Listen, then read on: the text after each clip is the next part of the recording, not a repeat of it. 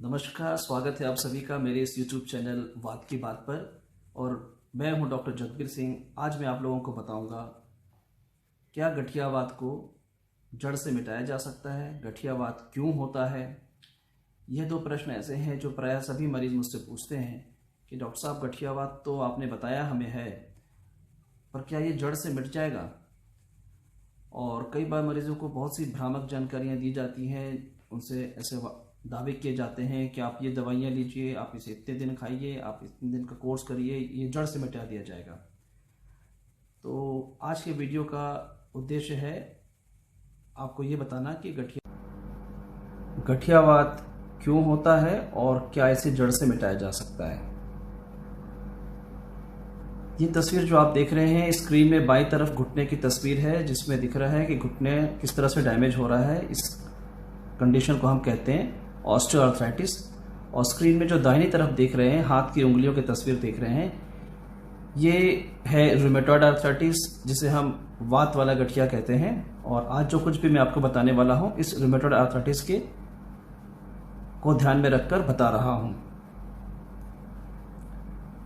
गठियावात को जड़ से मिटाया जा सकता है या नहीं मिटाया जा सकता है, ये समझने के लिए मैं इसकी तुलना अन्य बीमारियों से करूंगा जो कि मरीजों में प्रायः पाई जाती हैं। मरीजों में कुछ बीमारियां ऐसी होती हैं जो हमारे शरीर में बाहर से आती हैं, जैसे कि मलेरिया, टाइफाइड, टीबी या कोविड है। वहीं दूसरी कुछ बीमारियां ऐसी होती हैं जो मरीज के शरीर के अंदर ही उसके किसी अंग में या किसी प्रणाली में कुछ त्रुटि आ जाने से, कुछ खराबी आ जाने से होती हैं। जहाँ मलेरिया, टाइफाइड, टीबी और कोविड जैसी बीमारियाँ कुछ बैक्टीरिया और वायरस के वजह से होती हैं। ये बैक्टीरिया वायरस हमारे शरीर में प्रवेश करते हैं, हमारे शरीर में बीमारी पैदा करते हैं। अगर हम इसके इलाज के लिए कुछ उचित एंटीबायोटिक्स इस्तेमाल करें या कुछ एंटीवायरल इस्तेमाल करें और हमारा इम्यून सिस्टम भी ठीक से काम कर रहा हो, तो इम्यून सिस्टम की मदद से, एंटीबायोटिक एंटीवायरल दवा की मदद से इन बैक्टीरिया वायरस को मार के ख़त्म किया जा सकता है या शरीर से बाहर भगाया जा सकता है। ऐसे में हम कहते हैं कि हमने मलेरिया को जड़ से मिटा दिया है या फिर क्योर कर दिया है। वैसे टाइफाइड और टीबी को भी क्योर किया जा सकता है।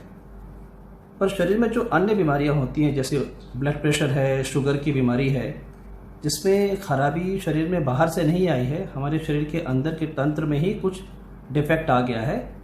जैसे कि शुगर में क्या होता है, शुगर कंट्रोल करने के लिए इंसुलिन की ज़रूरत होती है। अगर हमारे शरीर में इंसुलिन ठीक मात्रा में नहीं बन रहा है या फिर इंसुलिन ठीक से काम नहीं कर पा रहा है, तो मरीज़ को शुगर की बीमारी हो जाती है। वैसे ही ब्लड प्रेशर कंट्रोल करने के लिए भी किडनी, हृदय, मस्तिष्क और अन्य कई तरह के तंत्र होते हैं जो मिलकर काम करते हैं। इनके समन्वय में कहीं भी कुछ गड़बड़ हो तो ब्लड प्रेशर कंट्रोल में नहीं रहता है, या तो बढ़ जाता है या घट जाता है। तो इस तरह की जो बीमारियां हैं, इसमें खराबी हमारे शरीर के अंदर ही है।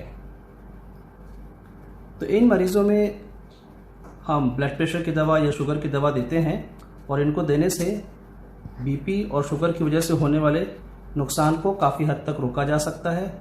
यह बीमारी अगर कंट्रोल में ना रहे तो मरीज़ की किडनी खराब हो सकती है, हार्ट अटैक पड़ सकता है, लकवा मार सकता है। तो इनको बचाने के लिए बीपी, शुगर की दवा दी जाती है। और पर इस खराबी को पूरी तरह से मिटाया नहीं जा सकता है, इसलिए हम कहते हैं कि हमने बीपी और शुगर को कंट्रोल करके रखा हुआ है। तो डॉक्टर आपसे हमेशा कहेंगे बीपी शुगर कंट्रोल रहना चाहिए, क्योर की बात कभी नहीं करते इसमें। अब आप देखिए, जो गठियावात जैसी बीमारी हैं, इसमें क्या होता है और क्या गठियावात को क्योर किया जा सकेगा या फिर कंट्रोल किया जाएगा, ये मैं बताऊंगा आपको थोड़ी देर में। पर पहले हम ये समझ लें कि गठियावात होता क्यों है। गठियावात होने के कुछ तो कारक जो हैं हमारे शरीर के अंदर ही होते हैं। हमारे अंदरूनी कुछ खराबी रहती है और यह अंदरूनी खराबी होती है हमारी रोग प्रतिरोधी प्रणाली में, जिसे हम इम्यून सिस्टम कहते हैं। और यह इम्यून सिस्टम की जो खराबी है, यह काफ़ी हद तक आनुवंशिक होती है और परिवार में चल सकती है। अगर माँ बाप को किसी एक को है तो बच्चों को भी होने का खतरा ज़्यादा रहता है। परंतु सिर्फ रोग प्रतिरोधी प्रणाली में खराबी होने से गठियावात हो जाएगा ऐसा ज़रूरी नहीं है। रोग प्रतिरोधी प्रणाली में खराबी के साथ साथ में कुछ बाहरी कारक भी हैं जो इस बीमारी को पैदा करने में मददगार होते हैं। उसमें सबसे महत्वपूर्ण होता है इन्फेक्शन, बैक्टीरिया, वायरस की वजह से, या कभी कभी कुछ प्रदूषण की वजह से, कभी कभी स्मोकिंग की वजह से, तंबाकू की वजह से। तो ये जो अंदरूनी कारण हैं रोग प्रतिरोधी प्रणाली में त्रुटि और जो बाहरी कारक हैं इन्फेक्शन, इन दोनों के मिलने से एक स्थिति उत्पन्न होती है शरीर में, एक ऐसा घालमेल उत्पन्न होता है कि हमारा इम्यून सिस्टम हमारे ही खिलाफ काम करना शुरू करता है। हम कहते हैं कि आपका इम्यून सिस्टम आपके शरीर को नुकसान पहुंचा रहा है, और इस अवस्था को हम टेक्निकली कहते हैं ऑटो इम्यून डिजीज़। जब इम्यून सिस्टम शरीर के खुद के अंगों को नुकसान पहुंचाने लगे, तो ऐसी बीमारी में जिसमें कि आपका इम्यून सिस्टम आप ही को नुकसान पहुंचा रहा हो, कैसे इलाज होना चाहिए, ये समझने के लिए इम्यून सिस्टम की तुलना मैं जो हमारा पुलिस डिपार्टमेंट है, पुलिसिंग सिस्टम है, उससे करना चाहूँगा। एक अच्छे पुलिस का काम होता है समाज में भले लोगों की रक्षा करना और गुंडे बदमाश को पकड़ना, सज़ा दिलवाना। वैसे इम्यून सिस्टम का काम होता है कि शरीर में जो बाहर से हमला करने आते हैं बैक्टीरिया, वायरस, उनको पकड़ना, उनको मारना, उनको ख़त्म करना, पर अपने शरीर को नुकसान ना पहुंचाना। पर कभी कभी ऐसा होता है कि पुलिस वाला मान लीजिए भ्रष्ट हो गया है, करप्ट हो गया है, या फिर नशा करने लगा है, बहक गया है, तो फिर वो अच्छे भले का फ़र्क नहीं करता। और बहुत बार ऐसा होता है कि अपराध होने की स्थिति में चोर को तो नहीं पकड़ पाता है, पर किसी कमज़ोर शरीफ इंसान को पकड़कर सज़ा दिलाने की कोशिश करता है, नुकसान पहुंचाने की कोशिश करता है। तो ऐसे ही हमारा इम्यून सिस्टम भी करता है। जब उसमें ऑटो इम्यूनिटी डेवलप हो जाती है तो वो अपने पराये का फ़र्क नहीं करता। वो ये नहीं समझ पाता कि शरीर में घुसा हुआ बैक्टीरिया, वायरस कौन सा है और शरीर का खुद का अंग कौन सा है। तो गठियावात में क्या होता है कि आपका इम्यून सिस्टम आपके शरीर में जोड़ों में जो झिल्ली होती है, जिसे हम साइनोवियम कहते हैं, और जिससे जोड़ों के लिए ज़रूरी चिकनाहट बनती है, इस झिल्ली को इम्यून सिस्टम बाहर की चीज़ समझने लगता है और इस पर हमला शुरू कर देता है, जिस वजह से इन झिल्ली में सूजन आ जाती है, जोड़ों के अंदर गंदा पानी इकट्ठा होने लगता है और जोड़ों को डैमेज होना शुरू होता है। तब इस बहके हुए इम्यून सिस्टम को कैसे ठीक करें? बहके हुए इम्यून सिस्टम को ठीक करने के लिए वही करना होगा जो बहके हुए पुलिस वाले को ठीक करने के लिए करना होगा। अगर पुलिस वाला करप्ट है तो उसे सत्संग में भेजना होगा, अच्छी बातें सुनानी होंगी जिससे वो शरीफ बन जाए। अगर वो नशा करता है तो उसे नशा मुक्ति केंद्र में भेजना होगा जिससे वो उसका डी एडिक्शन हो सके और वही सही काम फिर से शुरू करे।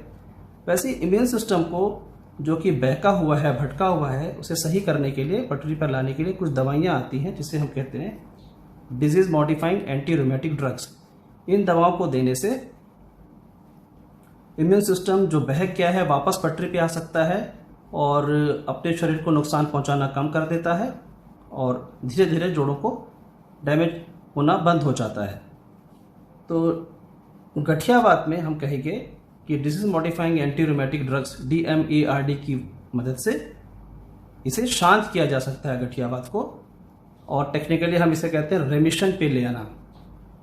जहां मलेरिया को क्योर करने की बात करते हैं, ब्लड प्रेशर को कंट्रोल करने की बात करते हैं, तो रूमेटॉइड आर्थराइटिस को क्योर या कंट्रोल करने की बात नहीं करते हैं, इसे रेमिशन में लाने की बात करते हैं, जहां बीमारी बिल्कुल शांत हो गई है और जोड़ों को नुकसान नहीं पहुंचा रही है।